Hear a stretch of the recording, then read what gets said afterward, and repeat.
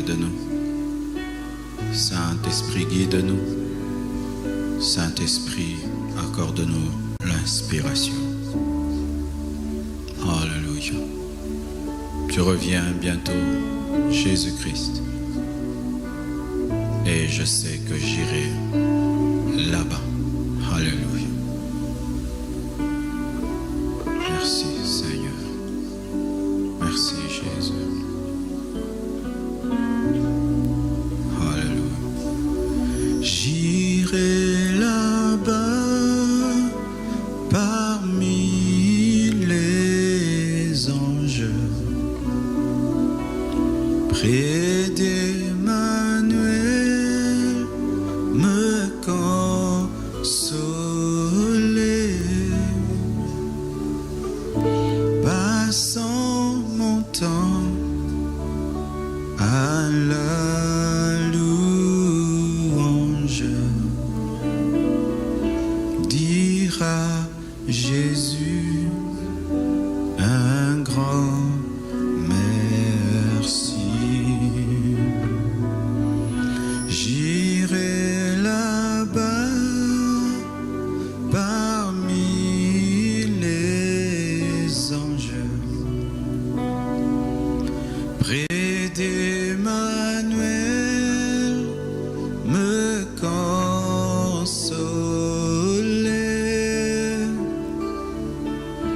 passant mon temps à la louange, dire à Jésus un grand merci. J'irai là-bas, Parmi les anges, près d'Emmanuel,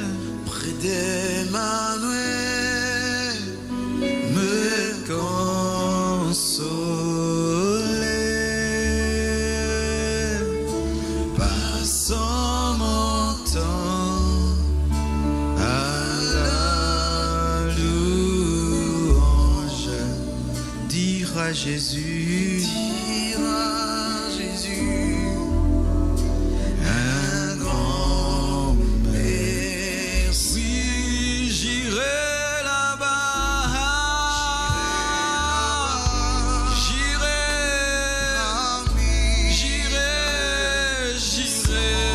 j'irai là-bas, près de Manuel, consoler,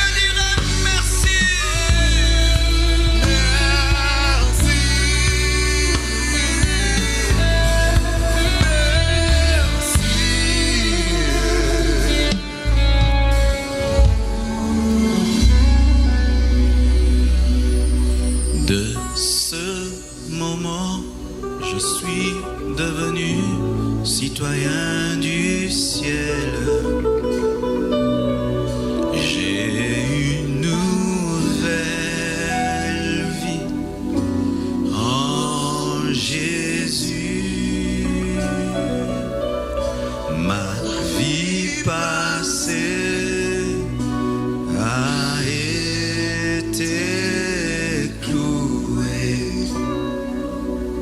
Je ne veux plus y retourner.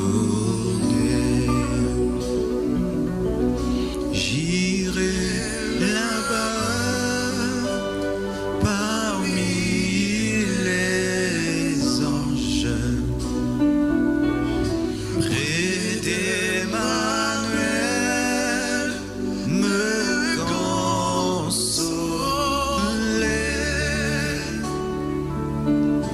Passant mon temps à la louange,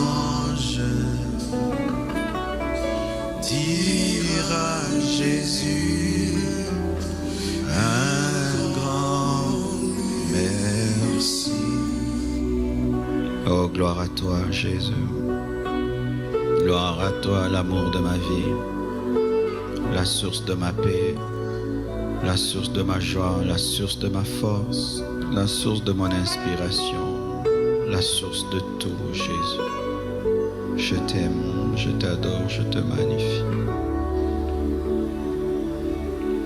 Je prie que tu bénisses cette conférence. Je prie que tu bénisses tous les hommes et les femmes qui seront connectés et qui deviennent inébranlables par ta puissance, par la puissance de ton esprit. Au-delà de ce que nous pensons et demandons, nous prions que ta grâce et ta faveur se manifestent. Et nous implorons, Père éternel, des fruits, des résultats, Père éternel. Je prie que toute la francophonie soit impactée, Seigneur, par ta parole et par ton esprit. Et je prie que tu te serves de tous les orateurs qui auront à parler dans cette conférence, Père. Ouvre-nous pour ta gloire. Et nous détruisons toutes les œuvres de l'ennemi contre ce réveil que tu envoies, Père éternel, en ce temps de la fin. Parle, Seigneur. Parle. Au nom de Jésus-Christ.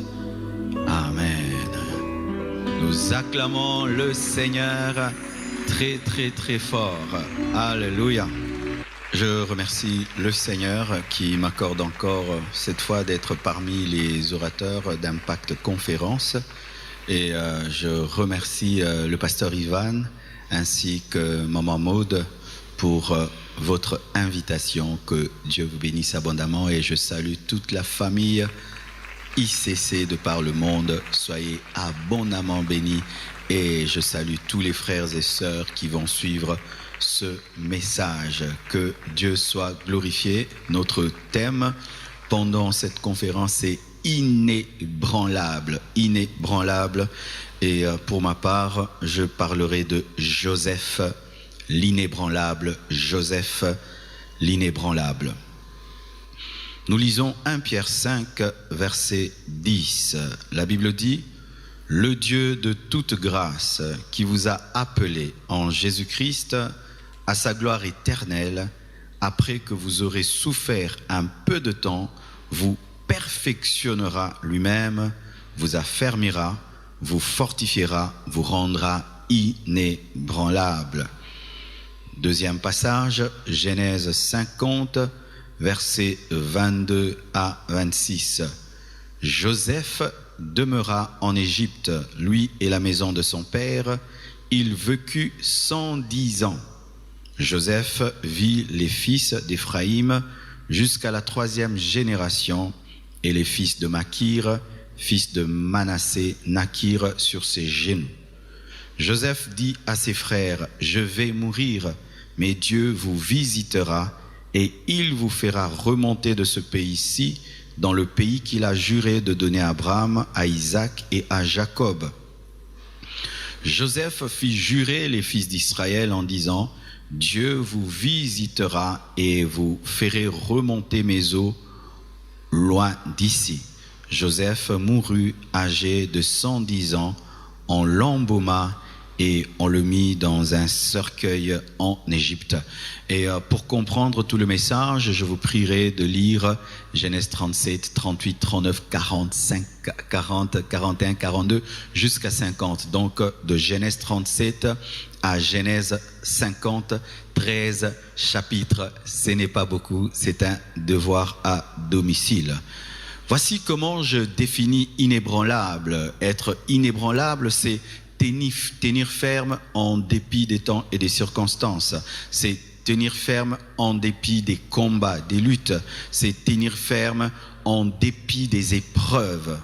Aussi inébranlable, c'est le fait de bien finir, pas de bien commencer, de bien finir. Il ne faut pas seulement bien commencer, mais il faut bien finir. Celui qui ne finit pas bien n'est pas inébranlable. Bien finir, c'est le fait de garder la foi jusqu'au bout. Commencer dans la foi et mourir dans la foi. Commencer dans la foi et être enlevé par la foi, débuter dans la foi et finir dans la foi. C'est pourquoi j'ai pris l'exemple de Joseph. Joseph a commencé dans la foi et il est mort dans la foi. Il avait 110 ans et c'était un homme de foi jusqu'au bout, de sorte qu'il avait prophétisé sur sa mort et même sur ce qui arrivera après sa mort, que viendrait Moïse qui sortira Israël de l'Égypte, et il avait demandé qu'on puisse sortir ses eaux, et c'est ce que Moïse avait fait. Il est sorti avec les eaux de Joseph. Commencer dans la foi et finir dans la foi, différemment de Salomon, différemment du sacrificateur Élie, différemment de Samson qui ont mal fini. Donc Joseph est un exemple d'un homme inébranlable. Mais quand on parle d'un homme inébranlable, c'est un homme qui est passé par des épreuves, un homme qui est passé par des luttes, par des combats, par des maladies, par des tentations, par des choses qui ont tout fait pour le détacher de Dieu, mais en dépit de cela, cet homme est resté fidèle à Dieu. C'est pourquoi je parle de Joseph. Et Joseph a connu beaucoup d'épreuves, beaucoup de tentations, beaucoup de luttes, beaucoup de combats, mais en dépit de cela, jusqu'à 110 ans, Joseph était un prophète. Joseph pouvait connaître le futur. Il était connecté à Dieu. Il pouvait connaître le plan de Dieu. Joseph a connu ce que j'appelle les blessures des frères. Il a été jalousé par ses frères parce que Dieu lui avait révélé le futur, qu'il allait être plus grand que ses frères, aussi parce qu'il était aimé par Jacob plus que ses frères. C'était l'enfant préféré. Il avait une grande destinée, il avait des songes et les douleurs qui viennent par des frères et sœurs en Christ. Lorsque Dieu t'éprouvera et lorsque tu auras des luttes dans ta vie, sache ceci, que tes combats ne viendront pas seulement des païens, tes combats ne viendront pas seulement des démons et du diable, tes combats proviendront aussi des frères et sœurs en Christ. C'était ses propres frères. Judas était son frère, Ruben était son frère, et ceux-ci l'appelaient le faiseur de songes.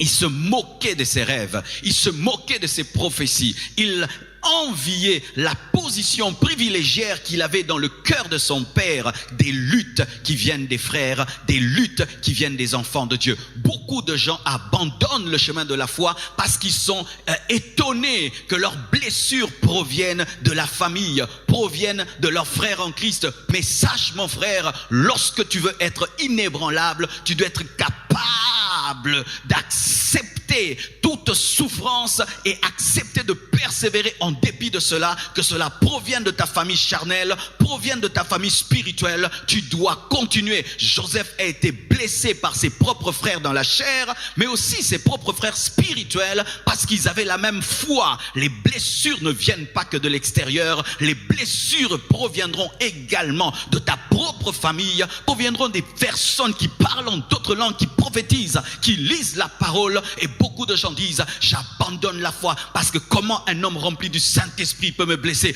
Comment est-ce que mon pasteur m'a blessé? Comment est-ce que des gens qui disent prier m'ont blessé? Comment mon père m'a blessé? Mon frère m'a blessé? Je ne pouvais pas comprendre que mon propre mari puisse me blesser. Non, dans le chemin de ta destinée, il y aura les blessures des frères, les blessures des personnes qui étaient supposées t'aimer, mais qui te feront mal. Et souvent, mes frères et sœurs, nous sommes aptes à accepter les blessures des païens, les blessures des étrangers, mais souvent nous n'acceptons pas les blessures des personnes qui nous sont proches, des personnes qui étaient supposées nous aimer. Mais sachez que sur le chemin de la destinée, il n'y aura pas que des blessures étrangères, mais aussi des blessures qui proviennent des personnes qui nous connaissent très bien et qui devaient nous aimer.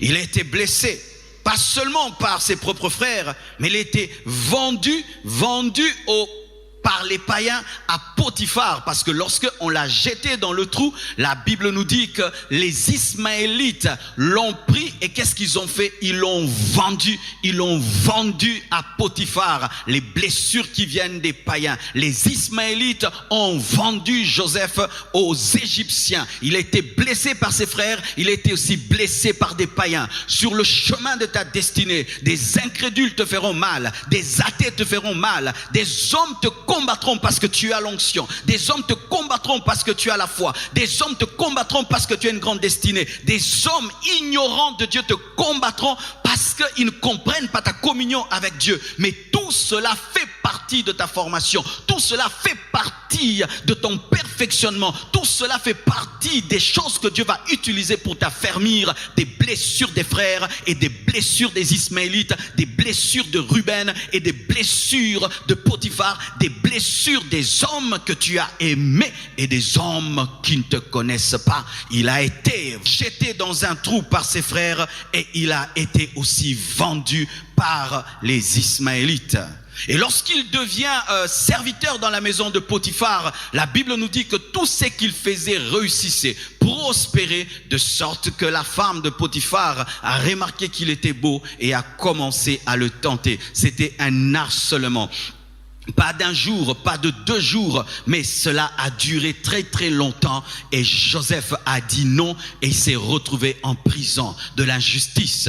Il dit non à une femme et il se retrouve en prison. Il fallait que cette femme aille en prison, mais c'est lui qui va en prison. Sur le chemin de ta destinée, pour que tu deviennes inébranlable, tu connaîtras des injustices. C'est toi qui as raison, mais c'est toi qui es puni. C'est toi qui dis la vérité, mais c'est toi qui es rejeté. C'est toi qui crains Dieu, mais c'est toi qui es traité comme un païen. C'est toi qui as dit non, mais c'est toi qui finis en prison. Tu dois persévérer, tu dois continuer malgré les injustices. J'aimerais parler à toutes les personnes qui subissent des injustices. Tu as refusé de voler, on t'a chassé de l'entreprise. Tu as refusé de donner ton corps à un homme, il refuse de t'épouser. Tu as refusé d'entrer dans la corruption et tu as perdu le poste. Tu as dit la vérité et tu as perdu tes amis. Tu vis dans l'intégrité et tout le monde te rejette. Persévère, même si la femme de Potiphar te jette en prison. Elle n'a pas jeté ta destinée, elle n'a pas jeté les promesses, elle n'a pas jeté la promesse. Et la promesse de Dieu te poursuivra, même dans la prison, car Dieu est fidèle et ne t'abandonnera jamais. Rejeté par ce frère, rejeté encore par Potiphar, il est allé de blessure en blessure, d'épreuve en épreuve. C'est comme ça que Dieu rend les hommes inébranlables. Dieu rend les hommes inébranlables au travers de la souffrance. Dieu rend l'or pur au travers du feu. C'est au travers de tes souffrances que Dieu va t'affermir et va te rendre parfait jusqu'à te rendre inébranlable. Ne rejette pas ta souffrance parce qu'elle fait partie de ta destinée. Ne rejette pas tes épreuves, elles font partie des instruments qui doivent faire de toi l'homme que tu dois devenir. Il a été chassé loin de ses frères, il a été mis en prison parce qu'il a dit non à une femme. Et lorsque encore il va dans cette prison, il donne une prophétie à un homme, les chansons du roi. Et lorsque cette prophétie s'accomplit, les chansons l'oublient. Il manifeste de l'ingratitude. Il prophétise sur les chansons. Et c'est que Dieu lui a révélé s'accomplit. Il interprète son songe et les chansons l'oublient. Lorsqu'il est dans la gloire, il oublie son frère Joseph qui est en prison, son camarade de prison, celui qui était là pour lui expliquer les songes. Tu as aidé des hommes et ces hommes sont devenus grands. Ces hommes t'ont oublié. Tu as prié pour des hommes, ils sont devenus grands et ils t'ont oublié. Tu as fait des choses pour certaines personnes en secret et ces personnes t'ont oublié. N'abandonne pas l'amour, persévère, continue à croire en Dieu, car que les hommes te disent merci ou pas, il y a un Dieu fidèle au ciel. Je répète, que les hommes te disent merci ou pas, il y a un Dieu fidèle au ciel. Et si les chansons t'ont oublié, l'Éternel ne t'a pas oublié. Si les chansons t'ont oublié, l'Éternel ne t'a pas oublié. Et si les hommes sont ingrats, l'Éternel n'est jamais ingrat, car les chansons n'est pas Dieu, c'est l'Éternel qui est Dieu. Et continue à te connecter à lui, et sa parole finira par s'accomplir. Déçu par ses frères, déçu par Potiphar, déçu par les Ismaélites, déçu par les chansons, il est allé de coup en coup, il est allé d'épreuve en épreuve, mais cela faisait partie du plan. Quel plan? Le rendre inébranlable. Alléluia, j'aime ça, j'aime ça, j'aime ça. Et la Bible dit ceci: lorsque il a eu l'occasion, mes frères, de se venger, parce qu'après qu'il soit sorti par la grâce de Dieu de la prison et qu'il soit devenu ministre, ses frères sont venus en Égypte parce qu'ils avaient faim, et il était devenu fort, il était devenu puissant, il pouvait se venger. Mais au lieu de se venger, il a décidé de pardonner. Il avait une tentation, se venger, la tentation de se venger, la tentation de rendre le mal pour le mal, la tentation de mettre aussi ses frères en prison, de les jeter aussi dans un trou pour qu'ils ressentent ce qu'il avait senti. Mais il a refusé le chemin de la haine, il a refusé le chemin de la méchanceté, et il est resté attaché à l'amour, pardonnant des personnes qui étaient prêtes à le tuer. Joseph est resté dans l'amour, et lorsqu'il est devenu encore puissant, il n'a pas eu 2 femmes, il n'a pas eu 3 femmes, parce que c'était un fils d'un polygame. Jacob, son père, était polygame, mais jamais vous ne lirez dans la parole que Joseph était devenu polygame. Il était sorti de ce lien de polygamie, alors qu'il devait dire: je vais faire comme mon père, d'ailleurs je suis plus riche que mon père. Mais en dépit du pouvoir, de la puissance qu'il avait reçue, il est resté fidèle à sa femme. Il avait épousé une égyptienne, il n'a pas dit maintenant je vais épouser une juive. Il est resté fidèle à sa femme. Il a vaincu l'adultère, il a vaincu la polygamie, il a vaincu les liens de famille, il a vaincu la malédiction familiale. Il a été différent de son père et mieux que son père, car jamais Joseph n'a menti et jamais Joseph n'a eu une 2e femme. Alléluia, alléluia. Et il savait, étant un prophète, Joseph avait une épreuve. Il est allé esclave en Égypte, et il a fait prospérer ses frères qui l'ont rejoint. Et ces gens ont commencé à bénéficier de sa communion avec Dieu. Et il a pu voir en esprit qu'il allait mourir et jamais n'allait expérimenter la promesse faite à Abraham. Mais il ne meurt pas attristé, mais il meurt prophétisant. Il a vaincu la tristesse, il a vaincu cet esprit qui nous pousse à dire: Dieu, tu m'as déçu, je me suis battu mais je n'ai pas vu. Mais non, il est heureux de mourir sachant que la promesse s'accomplira, même pas dans sa vie mais dans la vie des autres. Et alors il donne des os, non pas sur sa chair mais des os sur des ordres sur ses os. Même si je n'expérimenterai pas sa promesse, mais qu'au moins mes os puissent expérimenter la promesse. Même si vous allez expérimenter la promesse, mais que mes os, il n'est pas mort attristé. Jusqu'au bout il a gardé la foi, jusqu'au bout il a gardé le respect de Dieu. Il est resté fidèle, attaché à Dieu jusqu'au bout, 110 ans prophétisant sur la sortie d'Israël et demandant que ses os puissent sortir avec eux.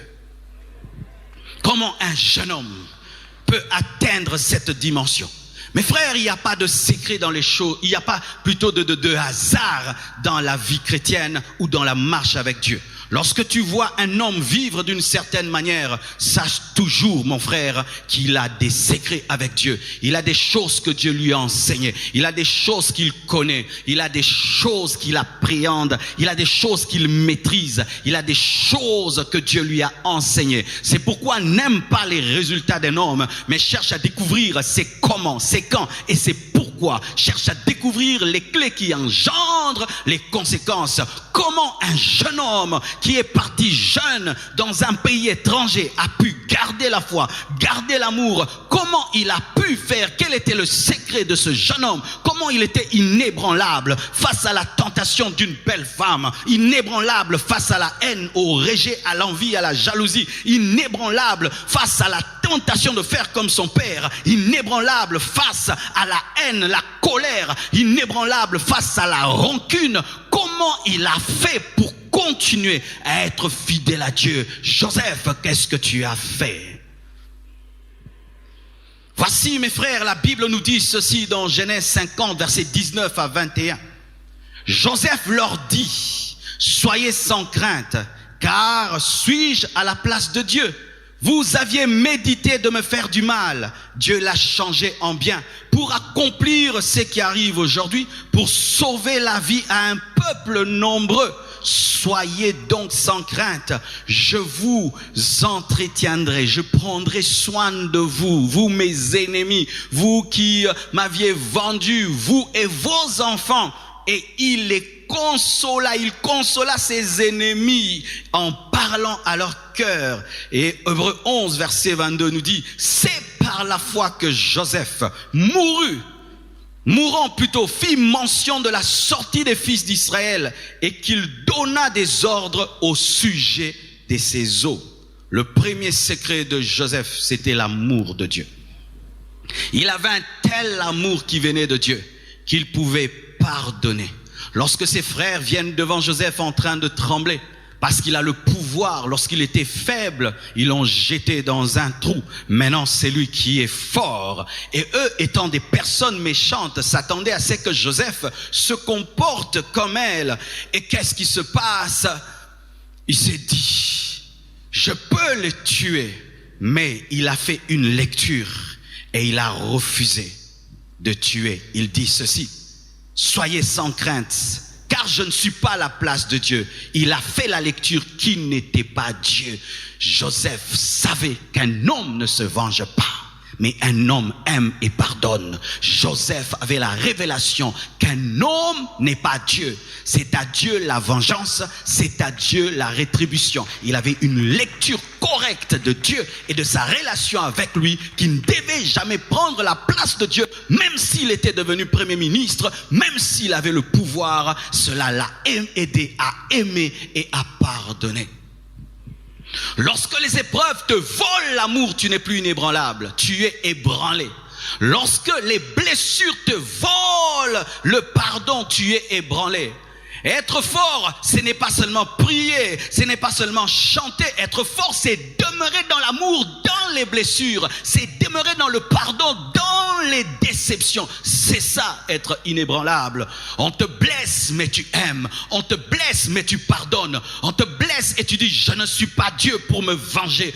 Dieu me vengera, mais moi je dois pardonner. À Dieu la vengeance, à Dieu la rétribution, à toi le pardon et l'amour.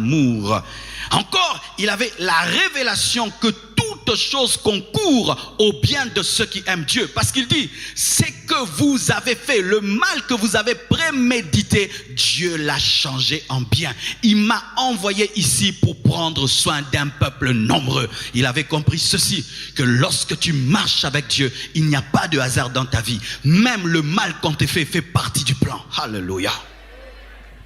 Lorsque tu marches avec Dieu, il n'y a pas de hasard. Ceux qui étaient en train de crucifier Jésus-Christ pensaient qu'ils faisaient leur propre volonté, alors qu'ils accomplissaient le plan de Dieu, parce que Jésus devait être crucifié pour ressusciter et sauver l'humanité. Ainsi, au lieu de voir les mains de ses frères, il a vu la main de Dieu. Au lieu de voir la haine de ses frères, il a vu le plan de Dieu. Au lieu de voir le plan de ses frères, il a vu le plan de Dieu. Au lieu de voir la méchanceté de ses frères, il a vu Dieu qui était capable d'utiliser les temps et les circonstances pour accomplir sa volonté, qu'il était capable même d'utiliser la jalousie de ses frères pour le conduire vers sa destinée. Lui voulait rester auprès de Jacob, mais le plan de Dieu n'était pas dans la maison de Jacob. Lui voulait rester là où il avait des songes, mais l'accomplissement n'était pas là où il avait des songes. Car tu peux voir des songes à un endroit pour que ces songes s'accomplissent à un autre endroit, et ce sont les jaloux, les haineux qui te conduiront au lieu de l'accomplissement l'accomplissement de la prophétie. Et c'était ça qu'il avait compris. J'avais des songes de grandeur. J'avais des songes que j'allais être un grand homme. Mais je ne savais pas comment j'allais le devenir. Mais c'est votre haine, c'est votre jalousie, c'est votre rejet, c'est vos mauvais cœurs qui ont permis au plan de Dieu de s'accomplir. Alors je ne peux haïr l'instrument de Dieu pour ma bénédiction. Je ne peux haïr l'instrument de Dieu pour ma destinée. Vous avez été des instruments de Dieu pour ma destinée. Joseph avait la connaissance du maître des temps des circonstances. Joseph avait la révélation que toute chose concourt au bien de ceux qui aiment Dieu. Ce verset que nous avons dans la Nouvelle Alliance, Joseph avait déjà la connaissance que Dieu était capable de se servir de la jalousie, de la haine pour élever un homme. Alléluia. C'est pourquoi, mes frères et sœurs, même cette pandémie, elle concourt au bien de l'Église. Alléluia. Le coronavirus concourt au bien de l'Église. Toutes choses travaillent dans un même laboratoire pour le bien des enfants de Dieu.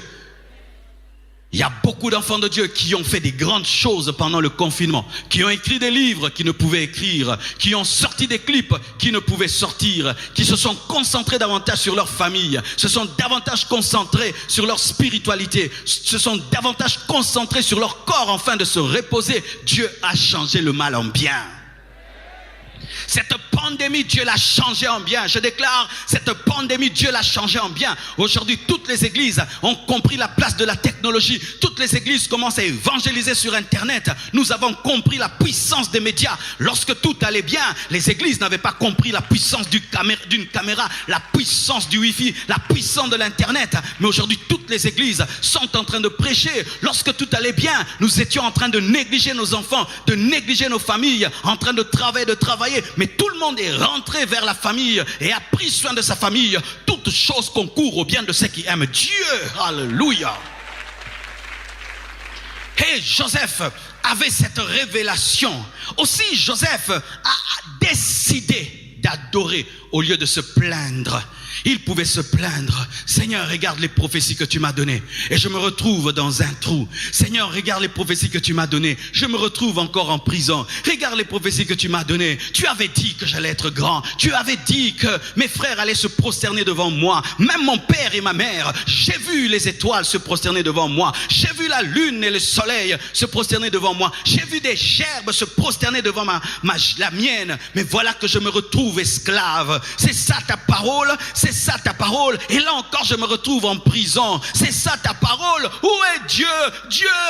Non, Joseph a gardé la foi. Cela se révèle comment qu'il était demeuré un adorateur au travers des noms qu'il a donnés à ses enfants. Lorsqu'il a un enfant, il lui donne le nom. Dieu m'a fait oublier mes peines. Alléluia. Mes peines et toute la maison de mon père. C'est le nom qu'il a donné à son fils aîné Manassé. Il a dit Dieu m'a fait oublier toutes mes peines. Et lorsqu'il a le deuxième fils Ephraïm, il dit quoi? Dieu m'a rendu fécond dans le pays de mon affliction. C'était un adorateur. Et lorsque même il parle à ses frères, il dit c'est Dieu qui m'a envoyé. Ce n'est pas vous, mais c'est Dieu. C'est Dieu qui a changé le mal en bien. C'était un adorateur. Les hommes inébranlables, au lieu de se plaindre, adorent. Les hommes inébranlables, au lieu de murmurer, adorent. Les hommes inébranlables, au lieu de passer des nuits blanches en train de réfléchir, préfèrent adorer le Seigneur. Adore le Seigneur devant tes circonstances. Adore le Seigneur devant les oppositions. Adore le Seigneur dans la fosse au lion. Adore le Seigneur dans la fournaise de feu. Adore le Seigneur au milieu de la prison. Adore le Seigneur dans les ténèbres. Adore le Seigneur dans la contradiction. Adore le Seigneur malgré toutes tes difficultés. Démontre au diable que tu es un adorateur. Démontre à tes circonstances que tu es un adorateur. Démontre à la maladie que tu es un adorateur. Démontre à la pauvreté que tu es un adorateur. Démontre au temps et aux circonstances que tu es un adorateur. Manassé, Ephraïm, Dieu m'a fait oublier. Dieu m'a rendu fécond. Dieu m'a fait oublier. Dieu m'a rendu fécond. Alléluia. Et il a gardé la confiance en Dieu. Et nous l'avons déjà lu dans Hébreux 11, verset 22. C'est par la foi que Joseph, mourant, en train de mourir, je ne sais pas si c'était de maladie, mais à 110 ans, je crois que c'était déjà de vieillesse. Il était fatigué, totalement fatigué. Mais sa foi n'était pas fatiguée. Alléluia. Son corps était fatigué, mais son esprit n'était pas fatigué. Son corps était fatigué, mais sa foi n'était pas fatiguée. Sa vue avait baissé, sa vue physique avait baissé, mais sa vue spirituelle n'avait pas baissé. En train de mourir, mais en train de voir. En train de mourir, mais en train de prophétiser. En train de mourir, en train d'annoncer le futur. À la fin de sa vie, mais en train d'annoncer le futur. C'était par la foi. C'était un homme qui avait confiance en Dieu.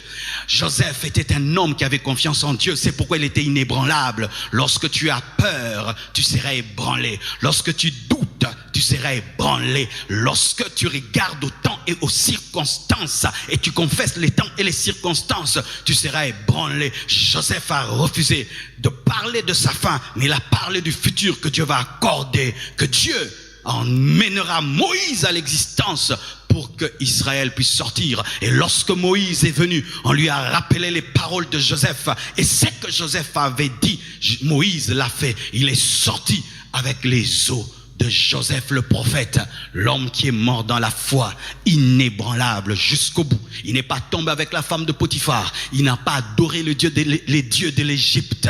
Il n'est pas tombé dans la haine. Il n'est pas tombé dans l'aigreur. Il n'est pas tombé dans la tristesse. Il est demeuré un adorateur. Pourquoi? C'était un homme qui laissait Dieu l'affermir, l'enseigner et le fortifier.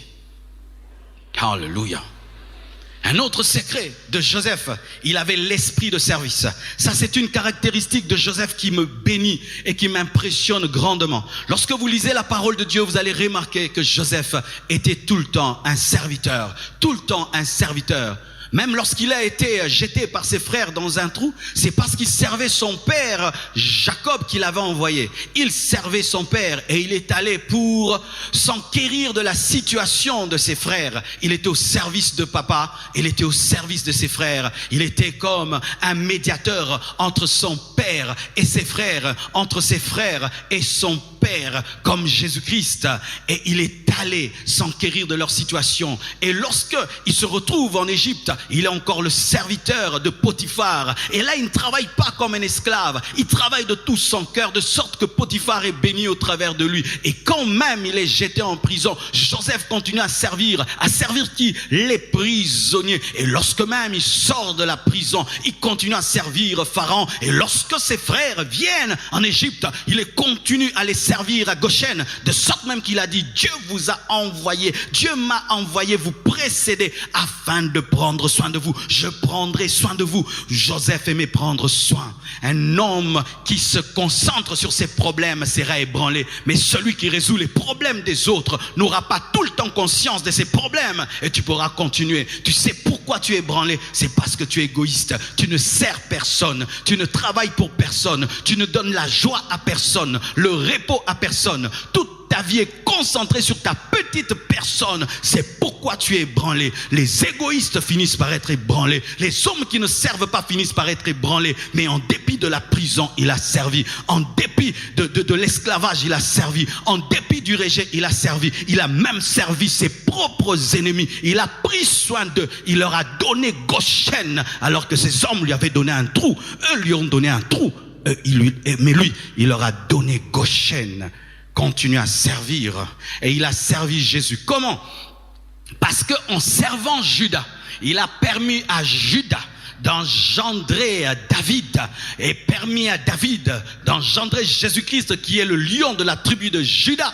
Mes frères et sœurs, sachez ceci, que lorsque vous servez un homme, ce n'est pas un homme que vous servez, mais vous êtes en train de servir Dieu au travers de cet homme. Lorsqu'il a sauvé Judas, il a permis à Jésus-Christ d'être le lion de la tribu de Judas. Il a permis à Jésus-Christ de venir au travers de David et qu'il soit appelé fils de David. Car si Joseph ne prend pas soin de Judas, Judas ne va pas engendrer David et Jésus ne sera pas appelé le fils de David. Et si David ne naît pas, comment est-ce que Joseph sera là et comment Joseph va prendre soin de Jésus? Alléluia. Il a pris soin de Jésus-Christ en prenant soin même de Lévi, car c'est Lévi qui a engendré Moïse, et c'est Moïse qui a ouvert en deux la mer Rouge afin que tout Israël puisse sortir. Et si tout Israël était mort en Égypte, comment le plan de Dieu allait-il se réaliser? Lorsque tu sers Judas, tu sers Jésus-Christ. Lorsque tu sers Lévi, tu sers Jésus-Christ. Lorsque tu sers les hommes, tu sers Jésus-Christ. Et lorsque tu arrêtes de servir, tu es ébranlé. Tu as décidé de ne plus servir les hommes, tu es ébranlé. Tu as décidé d'arrêter de servir Dieu, tu es ébranlé. Tu as pris la décision de ne plus jamais rendre service à qui que ce soit, surtout parce que les chansons t'ont blessé, les chansons t'ont oublié, et tu regardes, je peux aider celui-ci mais pas celui-là. Mais Joseph servait tout le monde, les prisonniers et même ses ennemis. Alléluia.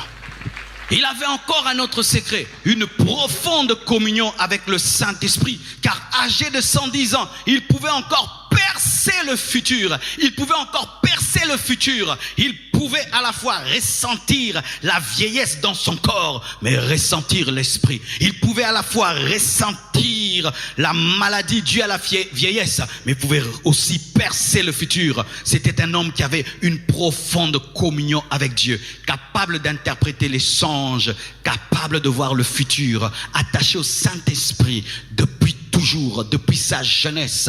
Il est attaché à l'esprit et il grandit attaché à l'esprit, et jusqu'à sa vieillesse il peut prophétiser et cela s'accomplit tel que Dieu lui a révélé. Et tu es attaché au Saint-Esprit. Connais-tu le Saint-Esprit? As-tu une intimité avec le Saint-Esprit? As-tu une relation avec le Saint-Esprit? Est-ce que le Saint-Esprit te parle? Est-ce que le Saint-Esprit t'enseigne? Est-ce que le Saint-Esprit te guide? Est-ce que le Saint-Esprit te révèle des choses cachées? Est-ce que tu sais comment on parle au Saint-Esprit? Est-ce que tu as des moments d'intimité avec le Saint-Esprit? Tout homme qui n'a pas une intimité avec le Saint-Esprit sera ébranlé. Jésus a dit, il vous est avantageux que je m'en aille afin que vienne le Saint-Esprit. Pierre ne pouvait tenir sans le Saint-Esprit. Lorsqu'il n'avait pas le Saint-Esprit, il a renié Jésus. Lorsqu'il n'avait pas le Saint-Esprit, il a tremblé devant une femme. Mais lorsqu'il a été baptisé du Saint-Esprit et revêtu de sa puissance, il a accepté de mourir et il a affronté des hommes, il a affronté une foule, il a converti des milliers de personnes, il a guéri des malades. Le même Pierre qui réniait est devenu un homme qui a affronté la mort. Sans le Saint-Esprit, tu ne peux être inébranlable. Tu peux avoir toute la volonté du monde, tous les désirs du monde, d'être ferme, de tenir, d'être fort, mais tu ne peux rien. Un téléphone qui n'est pas chargé peut désirer, appeler, recevoir des vidéos et tout le reste, mais cela est impossible. Et un homme qui n'est pas rempli de l'esprit, un homme qui n'a pas l'intimité avec le Saint-Esprit, il peut dire, Jésus, je ne te trahirai pas, je mourrai pour toi, mais quand viendra l'épreuve, quand viendra la tentation, cet homme certainement tombera, car tu auras la volonté, mais tu n'auras pas le pouvoir. Tu n'auras pas le pouvoir, tu auras le désir, mais tu n'auras pas la force. Et quelque chose encore que j'aime dans la vie de Joseph. Joseph est un type de Christ dans l'Ancien Testament. Il est un type de Christ dans l'Ancien Testament. Vous allez remarquer que Joseph a été haï par ses frères et Jésus-Christ aussi a été haï par ses frères. La Bible dit, la parole est venue auprès des siens et les siens ne l'ont pas reçue. Joseph a été vendu et Jésus aussi a été vendu. Joseph a épousé une femme étrangère et Jésus-Christ aussi a épousé l'église qui est constituée des païens. Joseph a prospéré dans une nation païenne et Jésus-Christ prospère parmi les nations, car les Juifs, la plupart ne croient pas en l'évangile et ce sont les nations qui croient. Joseph a annoncé sa mort et Jésus-Christ aussi a annoncé la sienne. Joseph a connu une sorte de résurrection parce que après sa mort, ses os sont sortis de l'Égypte et Jésus-Christ est mort et après 3 jours, il est ressuscité. Vous voyez, il y a des similitudes entre Joseph et Jésus-Christ. Pourquoi? Parce que Joseph est un type de Christ dans l'Ancienne Alliance. C'est un type, une image, une ombre en soi. Même si cet homme, Joseph, n'avait pas vécu au temps de la crucifixion, au temps de la manifestation de Jésus-Christ, mais par espérance, cet homme croyait en Christ. Le secret de Joseph, c'était un homme qui voulait ressembler à Dieu. Et nous savons qu'il y a Jésus-Christ, l'effort de ressembler à Dieu. Par la puissance du Saint-Esprit, tu veux être inébranlable, tu dois chercher à être disciple de Jésus. Tu dois être chrétien, pas aller à l'église d'abord, mais être chrétien. Donner ta vie à Christ et obéir à sa parole et laisser le Saint-Esprit te transformer en son image. Aujourd'hui, les chrétiens veulent ressembler à des hommes de Dieu, veulent ressembler au monde. L'image, le modèle, c'est Jésus-Christ. Le standard, c'est Jésus-Christ. Il faudrait que quand on te voit, on dit, il parle comme Jésus-Christ, il réagit comme Jésus-Christ, il pense comme Jésus-Christ, il fait comme Jésus-Christ. Regardez la vie de Joseph, un homme qui n'a pas été au temps de la grâce, mais des similitudes avec Jésus-Christ. À combien de plus forte raison, nous qui avons le Saint-Esprit en nous et qui avons connu la mort et la résurrection de Jésus-Christ, devons-nous lui ressembler? Un homme qui ne cherche pas à ressembler à Jésus-Christ abandonnera le chemin de la foi. Un homme qui n'a pas Jésus-Christ comme modèle ne peut demeurer dans l'amour. Un homme qui n'a pas Jésus-Christ comme modèle ne peut demeurer dans la persévérance. Un homme qui n'a pas Jésus-Christ comme modèle ne peut demeurer dans la sanctification, ne peut vaincre la tentation. Un homme qui n'a pas Jésus-Christ comme modèle ne peut tenir devant les assauts des ténèbres, les puissances sataniques. Qui est ton modèle? Qui est ton exemple? Tu ressembles à qui? Tu ressembles à qui? Tu ressembles à qui? Tu ressembles à qui? Les chrétiens n'ont jamais dit qu'ils étaient des chrétiens. Ce sont les païens qui ont dit, ils sont des chrétiens. Ils ressemblent à Jésus-Christ. Alléluia. Et la parole de Dieu nous dit, dans 1 Pierre 5, verset 10, le Dieu de toute grâce, qui vous a appelé en Jésus-Christ. La première chose pour être inébranlable, il faudrait être appelé à Jésus-Christ. Il faudrait que tu sois appelé et que tu répondes à l'appel de Jésus-Christ. Et la deuxième chose, après que vous aurez souffert un peu de temps, tu dois accepter de souffrir pour ta foi, d'être persécuté pour ta foi. Après l'appel, c'est la souffrance. Après l'appel, c'est la persécution. Après l'appel, c'est la persécution. Ce terme persécution doit revenir dans les églises. Être persécuté pour sa foi, persécuté pour Christ. Après que vous ayez souffert un peu de temps, vous perfectionnera lui-même. Tu dois accepter que Dieu te révèle tes défauts, tes erreurs. Des chrétiens qui tout le temps se déclarent parfaits. Moi, j'ai pas de défauts. Moi, je n'ai pas de défauts. Moi, j'ai pas de défauts. Moi, j'ai pas de défauts. Des chrétiens qui ont Monsieur raison. Monsieur raison, il n'a jamais tort. On te conseille, tu as toujours quelque chose à redire. On te corrige, tu te fâches. On te discipline, tu te fâches. Vous perfectionnera lui-même, vous affermira. Oui, il y a les affermissements que nous recevons à l'église, mais il y a aussi l'affermissement par l'école de la vie, où il te rend enraciné, il t'enracine dans sa parole. Et vous savez comment est-ce que on enracine le palmier? C'est par les vents. Et les vents, plus le vent souffle sur le palmier, plus il s'enracine. Et c'est ce qu'il veut faire dans ta vie, t'enraciner au travers des épreuves.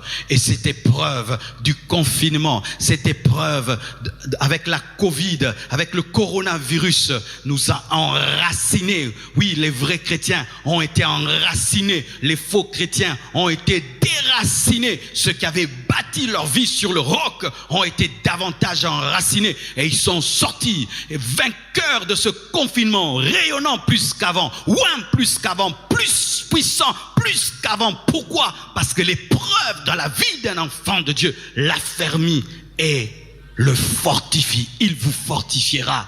Il vous fortifiera. Mon frère, toi qui te sens faible, viens auprès de Jésus-Christ, il te fortifiera. Tu sens le désir d'abandonner, viens auprès de Jésus-Christ, il te fortifiera et te rendra inébranlable. Inébranlable, indestructible. Aucune tentation ne te fait tomber. Aucune épreuve ne te fait tomber. Rien ne t'amène à reculer. Tu avances dans les ténèbres, tu avances dans la tempête, tu avances dans les calomnies, tu avances dans les accusations, tu avances en dépit de tout. et c'est Dieu qui le fera. C'est Jésus qui le fera. Et je vous assure, mes frères et sœurs, Dieu est en train de faire ces choses. J'ai vu moi-même des personnes qui étaient faibles avant ce temps de confinement, qui aujourd'hui ont une force spirituelle comme jamais. On croirait même qu'ils attendaient ça pour connaître Dieu davantage, car toute chose concourt au bien de ceux qui aiment Dieu. Que Dieu vous bénisse abondamment et soyez inébranlables. Amen. Inclinons-nous dans la prière. Alléluia. Seigneur Dieu de gloire, je te remercie. Je te rends grâce pour ta parole. Je prie qu'elle bénisse, Seigneur, tous ceux qui l'écoutent et qui vont l'écouter. Je prie que tu nous rendes inébranlables par ta force et par ta puissance. Toi qui nous appelais en Christ, toi qui permets des souffrances, affermis-nous, fortifie-nous, rends-nous inébranlables. Merci car aujourd'hui nous venons de comprendre que toute chose concourt au bien de ceux qui t'aiment. Le bien et le mal travaillent en notre faveur et nous te bénissons. Toi qui me suis, tu aimerais être inébranlable, mais tu t'es rendu compte que tu n'as pas Jésus-Christ dans ta vie. Là où tu es, je te prie de faire avec moi cette prière, car tout commence par l'acceptation de l'appel en Jésus-Christ. Dis avec moi cette prière et fais-le de tout ton cœur, de toute ton âme et de tout ton esprit. J'irai là-bas parmi les anges, près d'Emmanuel, me consoler, passant mon temps dans la louange, dire à Jésus, je ne veux pas rater ce rendez-vous. Voilà pourquoi je dois demeurer inébranlable, car un jour j'irai là-bas. C'est l'espérance bénie de tous les enfants de Dieu. Je ne peux pas me compromettre, je ne peux pas craquer, je ne peux pas céder, car un jour je passerai mon temps, dire à Jésus, dire à Jésus, un grand, j'irai là-bas, j'irai. Oh, illumine les yeux de nos cœurs, garde-nous focalisés, Père, sur l'espérance. Ne nous laisse pas nous compromettre, Abba. Joseph ne s'est pas compromis. Daniel ne s'est pas compromis, Père. Ils étaient dans l'Ancien Testament. Leur foi, Seigneur, les a rendus inébranlables. Ils ont été trouvés inébranlables dans la foi, inébranlables dans l'amour, inébranlables dans l'espérance, Père. Accorde-nous la grâce d'être nous aussi trouvés, Seigneur, marchant en nouveauté de vie. Passant mon temps dans la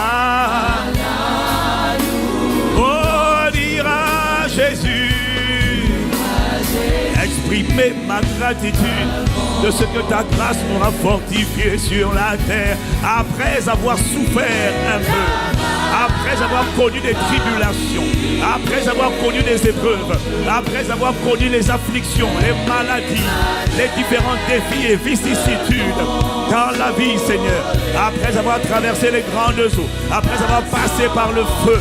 Ta grâce nous rendra inébranlables, ta grâce nous fortifiera, ta grâce nous affermira, ta grâce nous établira, ta grâce nous fortifiera et ta grâce nous rendra inébranlables à partir de maintenant et jusqu'à la fin de cette décennie, jusqu'à la fin de notre mission sur la terre. Nous serons trouvés inébranlables à cause de la conscience de ce rendez-vous, à cause de la conscience de ce qu'un jour nous comparaîtrons devant toi. Non, par ta grâce, nous ne comparaîtrons pas confus, nous ne comparaîtrons pas embarrassés. Non, Père. Et ce jour-là, nous dirons merci de ce que ta grâce, un grand merci. Car j'irai là-bas. Oh, là où mes yeux, comme ceux de Samson, avaient été crevés, illumine les yeux de nos cœurs, ouvre les yeux de nos cœurs, ouvre les yeux de nos cœurs. Là où nous nous étions compromis, nous avions été ébranlés, là où nos yeux avaient été percés, notre foi avait été ébranlée, nos fondements ont été dynamités. Nous te prions, Père, illumine les yeux de nos cœurs, parce qu'une chose est certaine, c'est qu'un jour je comparaîtrai, un jour tu comparaîtras devant le tribunal de Christ. Oh, accorde-nous la grâce ce jour-là d'être du bon côté, du côté des brebis et non des boucs, du côté de ceux que tu auras agréés et non rejetés. Oh, nous te supplions, rends-nous conscients de notre espérance. Accorde-nous la grâce de tenir ferme, quels que soient les vents et les tempêtes de la vie, car un jour j'irai là-bas. À cause de cette perspective, à cause de cette vérité, Père, ne nous laisse pas d'autre choix désormais. Là où quelqu'un était tombé, relève-le. Là où quelqu'un était courbé, redresse-le. Là où quelqu'un était perdu, ramène-le. Là où quelqu'un s'était égaré, retrouve-le. Là où quelqu'un s'était éloigné, récupère, nous te prions.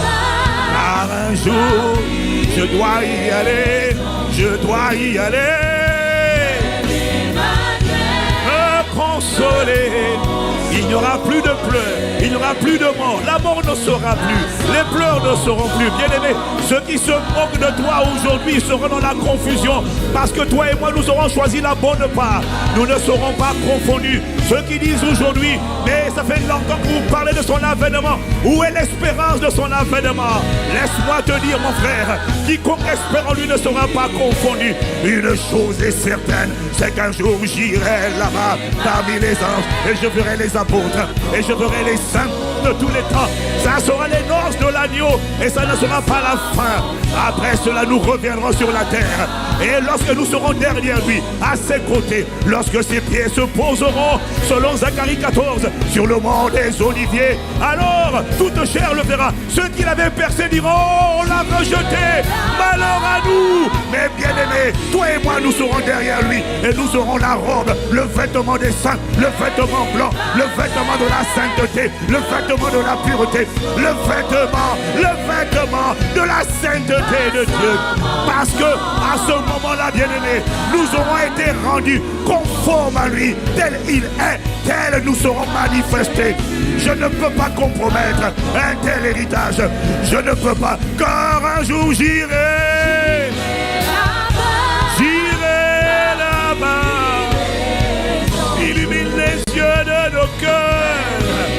Accorde-nous face à l'offense, face à l'amertume, face au rejet, face aux trahisons, d'être trouvés inébranlables, face à l'impudicité, aux propositions alléchantes de ce monde.